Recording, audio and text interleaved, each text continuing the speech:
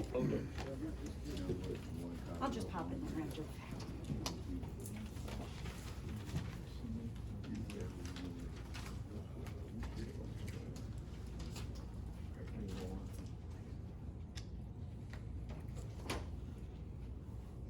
First of all, let me just thanks everybody for being here.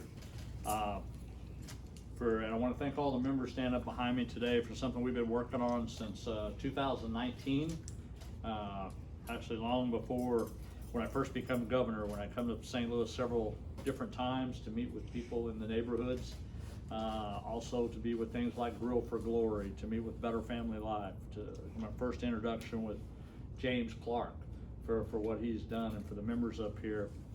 And by figuring out solutions, trying to figure out how we could work together. And I want to thank the people from Better Family Life, the Urban League, Arches, and Missouri Fact. This is truly a team effort. I was first presented with serving our states with our Streets Gun Violence De-Escalating initiative while meeting with James Clark at Better Family Life in the summer of 2019. At that time, we were meeting with multiple organizations in St. Louis who have been working to combat violent crime and provide resources to the communities. Mr. Clark and other members of Better Family Life gave a presentation to myself and my staff, and even had family members speak to the positive results this program provides to the people of St. Louis. Since that time, the governor's office has had weekly or daily communications on how to expand the Serving Our Streets initiative. Mr. Clark has been a great resource for our office in understanding the issue from a local community level, and has guided us onto how to navigate these issues. With this $1 million federal grant from the state, the Serving Our Streets initiative will be able to expand their community outreach model, where trained outreach workers build relationships in the neighborhoods that have the highest crime rate and poverty. They will work with citizens to identify barriers to employment and what services can be offered to address these barriers. They will interact directly with victims of crimes and individuals affected by crime in order to de-escalate additional violent situations. Also, along with that line today, there are people here, and give them credit. One lady I know is here that lost a son in July, that's here today. There are the family members that have lost loved ones, and some of them have been victims of violent crime that are here today. And I thank them for coming forward today to be at this meeting to try to really make a difference in these neighborhoods. Along with the gun violence de-escalation, the Serving Streets Initiative, serving other programs administered by the Urban League, and this expansion will allow for more utilization of those resources in these programs. Amnesty Project, work with residents to get warrants canceled in order to clear a background check. Basically give people an opportunity to go back to work, is what we've talked about all along, trying to figure out how we can help. Neighborhood Opioid Triage, provide health screenings, food distribution such as Grill for Glory, clean clothing, and referrals to rehab. One of the things I learned as governor coming up here on the Grill for Glory that I went to today, I got a chance to see what food banks look like in some of these neighborhoods. And then I have the opportunity to go to some like in Columbia, Springfield, and truly no comparison to how they're staged, how they're presented, and we got to figure out ways to do a better job when it comes to food banks in these areas. When I look at the clothing distributions that I've seen that day, I've seen people in plastic bags looking through clothes. When you go to other facilities, things are hanging up on nice racks and hangers. We can do better than that. We can all step up a little bit our game to help the people in these neighborhoods to do that. I met a gentleman that I'll never forget at Grill for Glory. He was probably 82, 83 years old. He was getting 5 hot dogs. That's what he got. It was a big deal to him.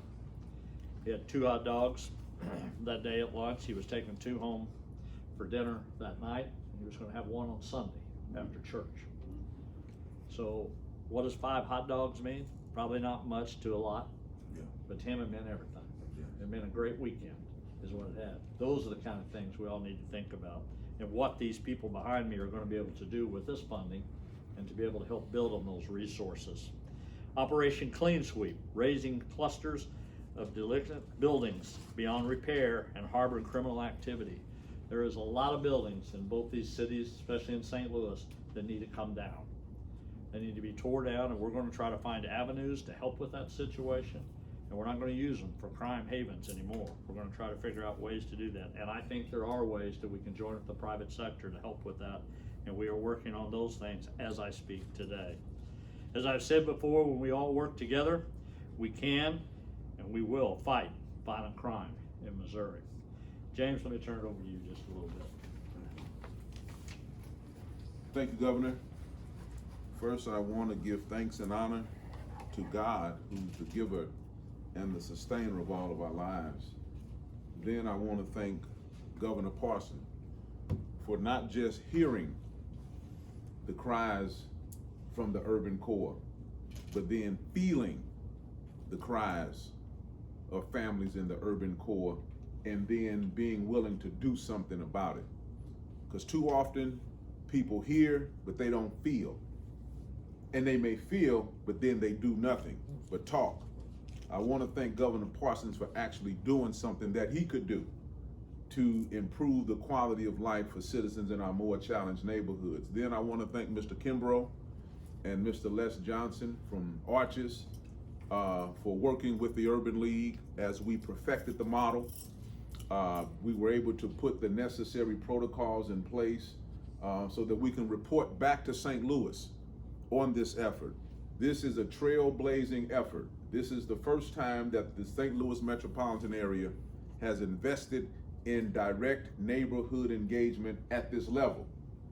We believe that we have to begin to focus on what we call at the Urban League the NPL, the neighborhood, the front porch, and the living room. That's where this human capital crisis has got to be addressed. It can't be addressed in the classroom. It can't be addressed in the courtroom. It has to be addressed in the living room. And that's what we are going to be able to demonstrate with this model. This is going to focus on 4 very key areas. One, the neighborhoods that are ravished by the opioid crisis. Heroin has given birth to fentanyl. Fentanyl is a drug that takes a person's soul the first time they ingest it. Now we have people walking around in our neighborhoods literally comatose, and we're not doing enough. So through the Serving Our Streets initiative, we're going to partner with BASIC, where we will implement a model that we call TOD, Transportation on Demand, as we meet the individuals in our neighborhoods that are willing to go into treatment. We'll be able to dispatch a vehicle to get them directly into treatment. We believe that Mr. Miller's model must be expanded, and it should be broadened in St. Louis and replicated in Kansas City neighborhoods also. Very excited about the partnership with BASIC. The St. Louis de-escalation model. We believe that gun violence a lot of times can be avoided.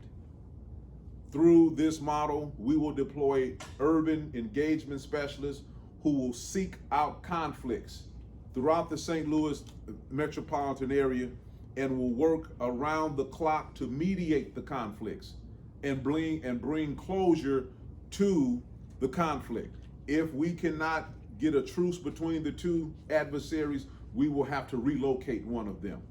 I want to introduce you to a lady that I call Mama. Her son was involved in a conflict. We were not able to bring the conflict to resolve, so we relocated her son to Austin, Texas, where he's now gainfully employed and able to live without the fear of the conflict. Also, we have with us this afternoon Ruth, whose son lost his life recently in the Walnut Park neighborhood. We were able to work with Ruth to have her other sons relocated, lowering the likelihood of retaliation, and we're now working with Ruth to find permanent housing out of the neighborhood in which the event occurred. Okay? Also want to introduce you to Mr. Phillips. Mr. Phillips' son came to us years ago. His son was involved in a conflict that we successfully de-escalated. Shortly after that, Mr. Phillips began to recognize that his son had mental health challenges. His son was put on medication. That medication did not fit well within his system. He did not get the necessary follow-up, and unfortunately, he was involved in a conflict and he lost his life recently. So we have got to begin to scale up the engagement so that we can avoid some of these conflicts. We're also very excited to bring workforce development to the neighborhood. A good friend of mine once said, the best way to stop a bullet is with a job. And another good friend of mine said that there are very few problems that a job won't solve. So we believe that there are a lot of employers out there, there are a lot of employment services out there, but at the Urban League, we believe that it's time for us to take a very deep dive and bring employment opportunities directly into the neighborhoods in which crime is high, so that individuals can walk to a job fair. So we are partnering with over 75 neighborhood churches, where we will begin to hold 2 job fairs each month, working with some of the local employers, and we will begin to bring jobs directly into the neighborhoods. We're also very excited to bring senior citizen services into our more challenged neighborhoods. Too many of our senior citizens are living as captives in a war zone. They hear gunshots morning, noon, and night. They hear sirens morning, noon, and night. Shame on us for allowing our neighborhoods to deteriorate to the point where those who are in the twilight of their life cannot find peace. So through this effort, we will work to identify senior citizens in our targeted neighborhoods. We will visit them regularly. We will call them frequently. We will make all the resources that are available through the City of St. Louis and other resource providers, as well as the Urban League's resources, so that our senior citizens can begin to feel loved and welcomed within the neighborhoods in which they live. One of the most creative things that we are going to do through the Serving Our Streets program is we're going to do neighborhood-based case management, where there will be a case manager assigned to the small areas. We call them a handprint. Most people say footprint, but a footprint means you're stepping on something. Within these handprints, families will be case managed. We will case manage 300 families. These families will receive very intense communication from our urban engagement specialists and from the case managers. They will receive at least 2 phone calls a week and at least 1 home visit a month to make sure that the family are getting the things that they need. Want to acknowledge the staff of the Save Our Sons program, also Ms. Joy Camp, the Director of Clinical Services at the Urban League. That position will be woven into everything that we do. We're very trauma informed, and we believe that trauma care is going to emerge as a leading solution as we deal with these issues. Thank you very much. All right.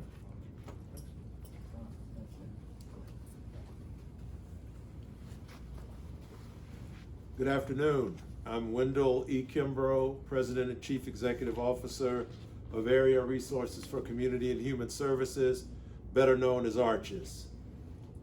From concept to community is one of the standing bearing programs that we deliver in our organization. Give us a concept, we will help you deliver it to the community. That is one of the things that we're proud of as it relates to our partnership with Governor Parson and the Urban League and James Clark. Our job in this particular project is to make sure that James and the De-Escalation Project lives up to everything that they promised on behalf of the governor as it relates to the funding that we received. Arches is one of Missouri's 20 community partnership organizations charged with helping the state provide funding and strategic support to area human service agencies. In St. Louis, Arches currently supports more than 30 local initiatives, including 2 with the Urban League to support workforce development and crime victim support services. We all know the extreme urgency of the work that has called us here today. $1 million is nothing to sneeze at, more is needed, and our jobs in partnership with the Urban League is to justify, to measure, to objectively assess what's working, what's not working, in order to expand this program in the ways that Governor Parson and James just discussed. Daily headlines make us all angry, make us all sad, and neighborhood tensions continue to boil over into rage and the horrible civil disobedience that we see every day in these communities. This crime de-escalation model is uniquely positioned to help all involved organizations create new structures to address the root causes of this pain and suffering. Now, to everyone in this room, this is not a quick fix. It did not happen overnight. In fact, we can go all the way back to the mid-60s when we first started seeing families disintegrate with fathers leaving the homes because it became easier to receive resources, and generation after generation after generation no longer had 2 parents in the household. This is not a quick fix. This is intensive long-term work that will require new creative and impactful ways to de-escalate conflicts. The conflicts are very complex, so intertwined. Think about it: the lack of education, lack of jobs, health disparities, and human service disparities all contribute to the feelings of hopelessness and despair leading to violence as the misplaced answer. It is easy to talk about the problems. Well, today, thank you to the governor in the state of Missouri and the strategic efforts of the Urban League and James Clark, we are now ready to go to work. What we are faced with is hard work, the hard work of improving lives. Ultimately, this project is going to save lives and make St. Louis a better place. Arch's role is very simple: to create an evidence-based system that focuses on individual and community success, thus vastly reducing crime in the streets. Thank you very much.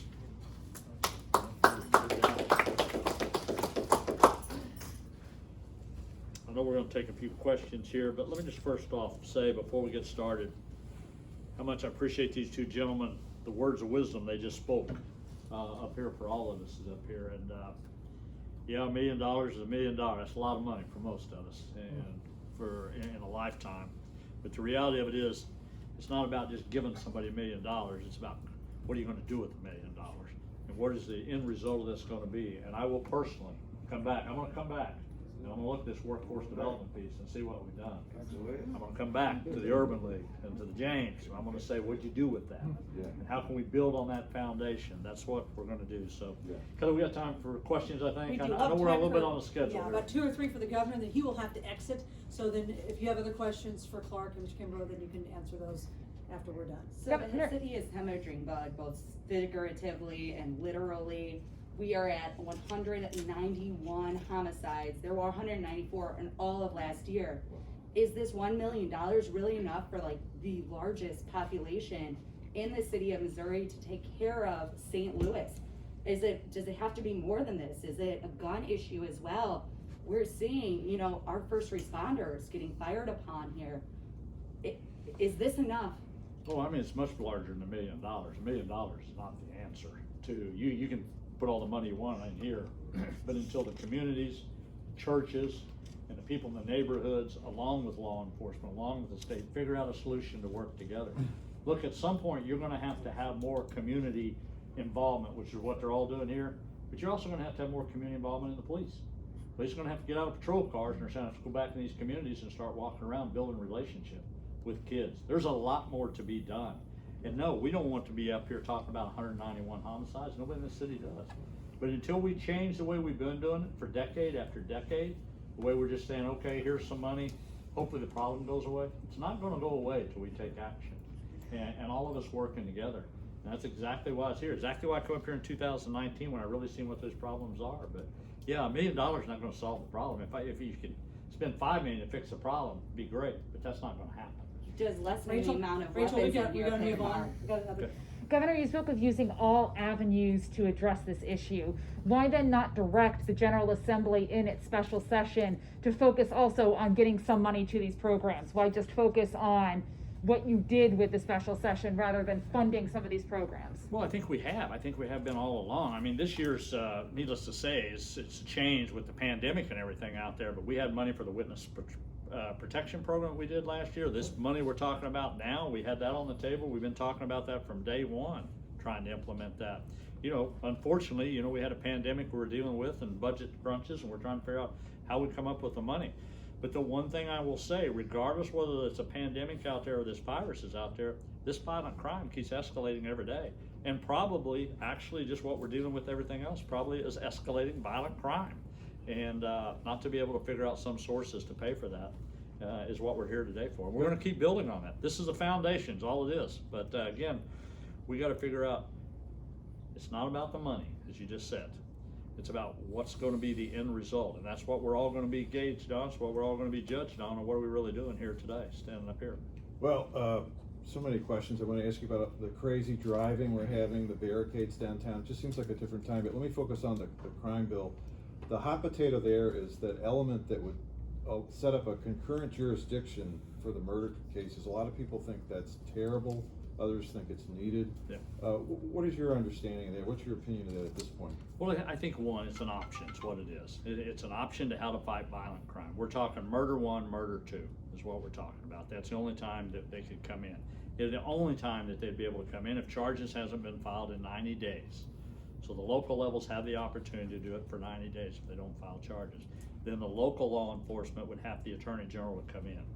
So there's a little bit of, I want to say, media hype out there about basically just saying the Attorney General's going to be able to come in here and take over cases. That's not true at all. You know, number one, you would not be able to file charges for 90 days before it would even, and then the local law enforcement would have to ask them to come in. Again, the reality of it is, this is not, it's turned into a little bit of a political scenario, but the reality of it is 191 people have lost their lives.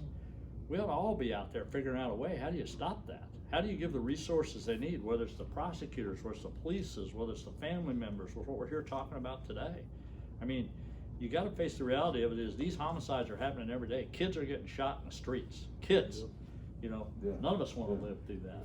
And, you know, it's frustrating sometimes because politics gets so much in it.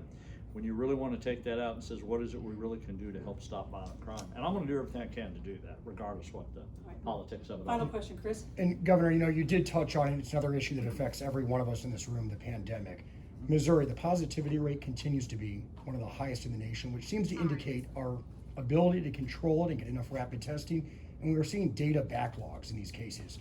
Why does Missouri continue to have so many problems with COVID? I don't think Missouri is any more different than a lot of other states. Matter of fact, I think we're 17th in the United States of how we're handling with COVID-19. And I think the positive rate's going up simply because we're addressing the issue.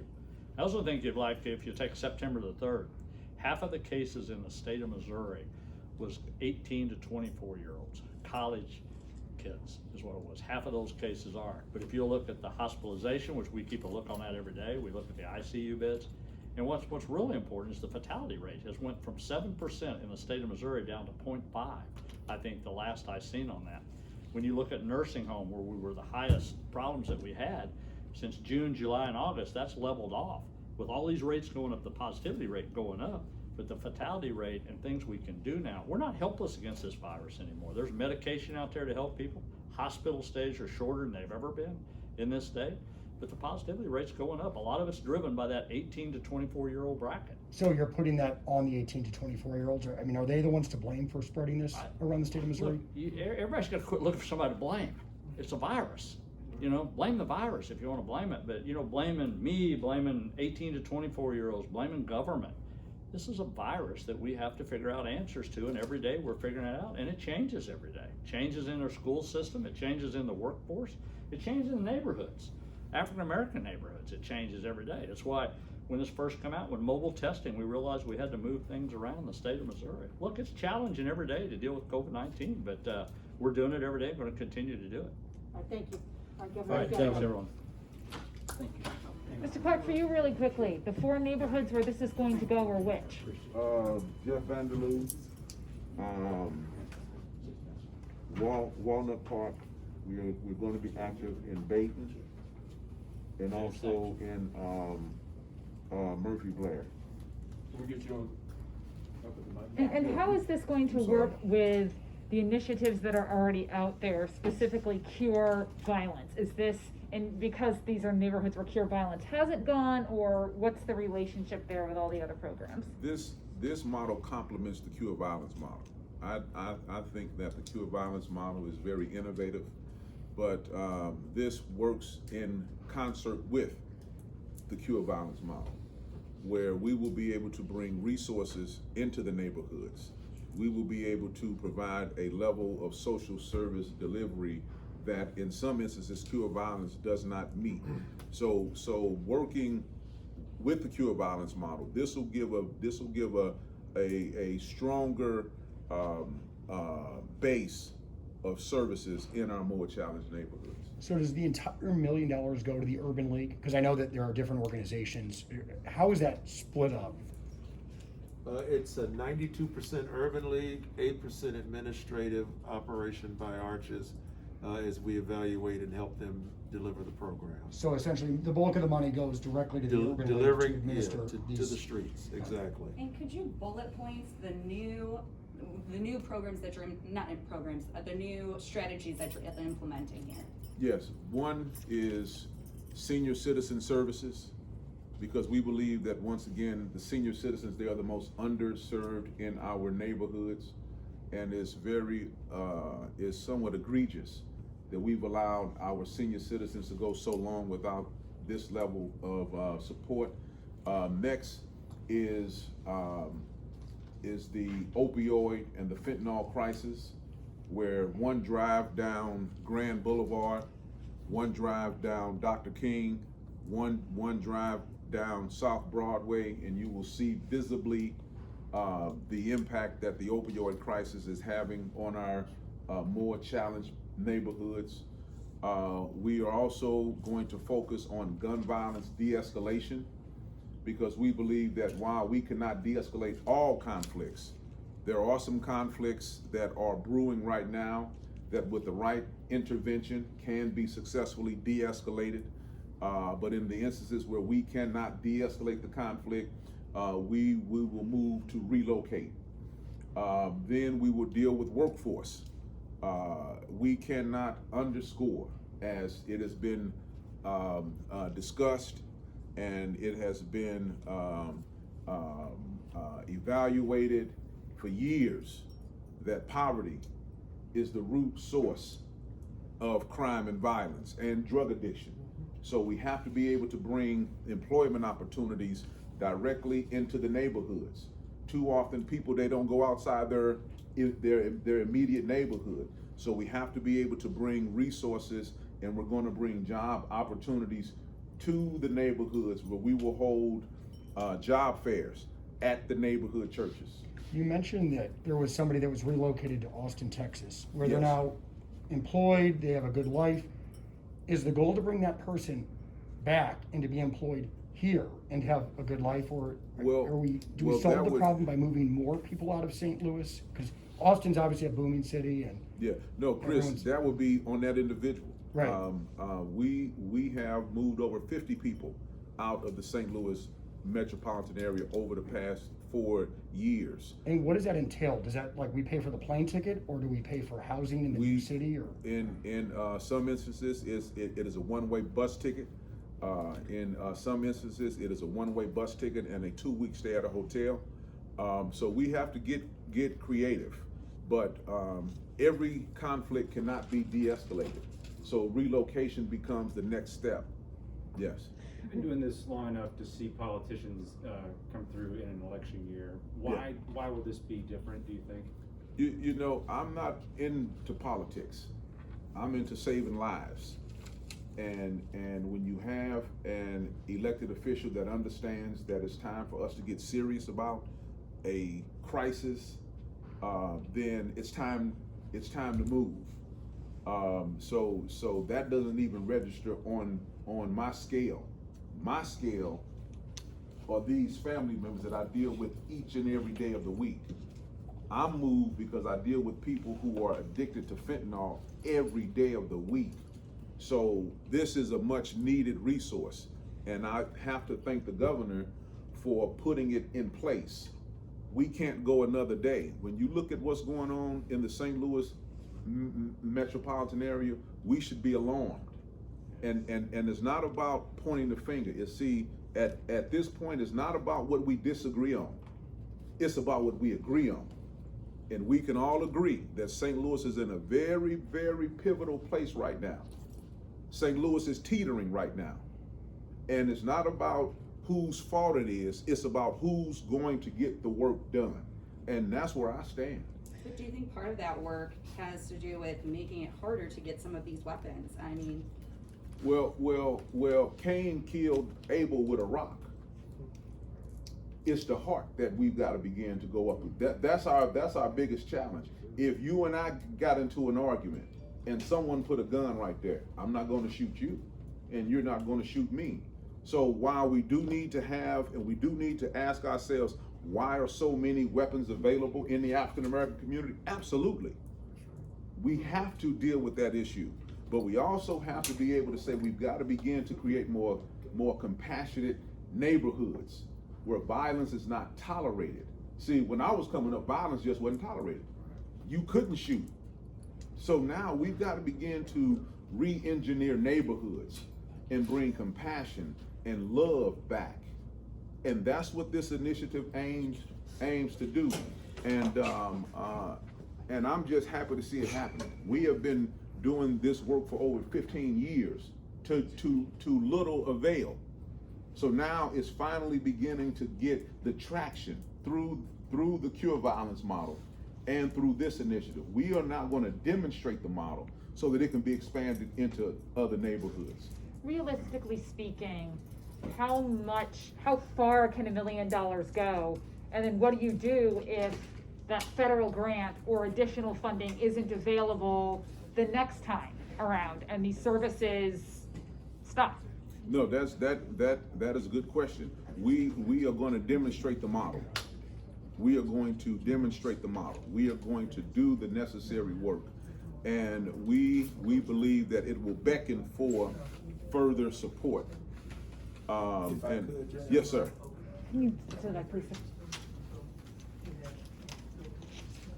The strategic evaluation of the model is going to justify the expansion of the model, whether it's state funding, federal funding, or private funding.